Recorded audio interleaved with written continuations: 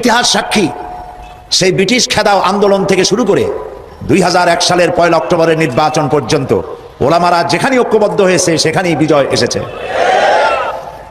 আমরা লক্ষ্য করে দেখেছি আফগানিস্তান যুদ্ধ করলো রাশিয়ার সাথে। এটি একটি অসম যুদ্ধ ছিল। আমার ভাষা আমি তখন বলতাম যে যুদ্ধ হচ্ছে নবজাতক শিশুর সঙ্গে সিন্দাবাদের বিরাট দৈত্যের সাথে। ওদের মডার্ন অস্ত্রপাতি আর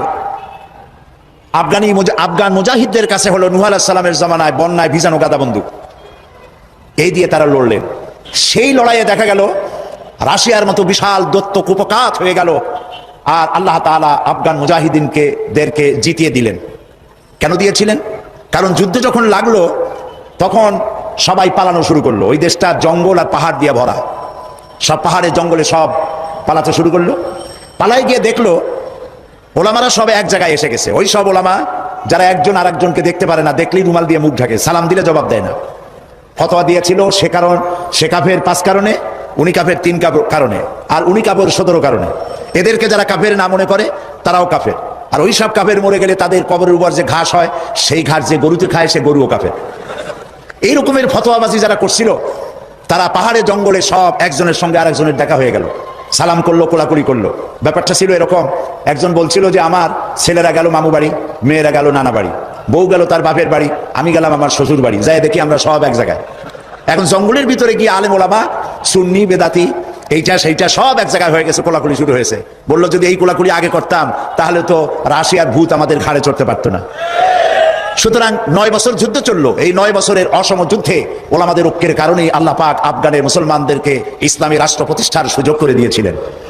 আবার যে পতন ঘটলো তাও মুজাহিদ আলেমদের মধ্যে যখন তাফরিকার সৃষ্টি হলো, ইখতিলাফ তৈরি হলো, একে অপরকে সন্দেহ করলো, দেখতে পারলো না, ভালো লাগলো না, সালাম কালাম করলো না, আবার কপাল পুড়লো, আবার বুশ এসে এদের হুশ নষ্ট করে দিল।